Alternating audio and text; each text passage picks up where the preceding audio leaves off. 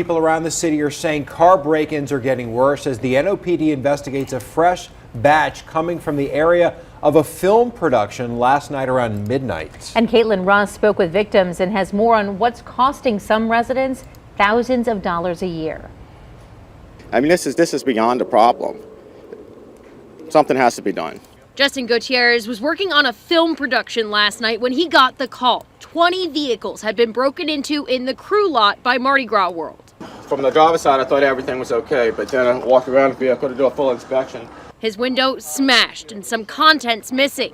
Worst of all is the headache. This is what I have to deal with now, and I'm trying to be on set within 40 minutes from right now, and I still haven't even been able to find a body shop that's available. This is just insanity.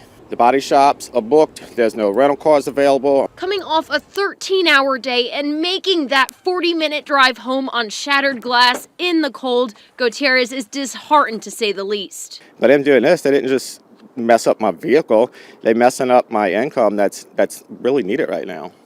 You know, I worked really hard to have something I paid off, which was a huge, giant accomplishment for me. And this is what happens.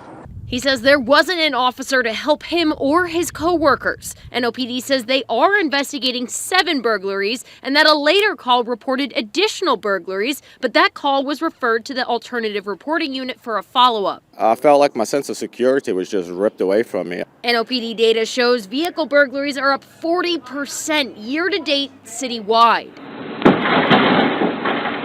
That's the sound of a freshly replaced window smashed for the second time in less than a month. I imagine I've spent probably at least $5,000 repairing car windows in the last couple of years.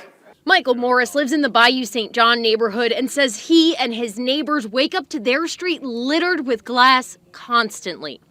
The kids come up the street, they break all the car windows.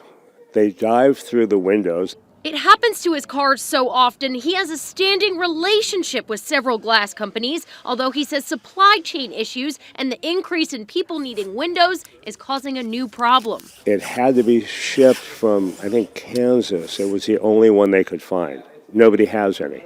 He's tried leaving his doors open, and his son even tried to confront some of the burglars once. He hollered at them, and they pulled a gun on him.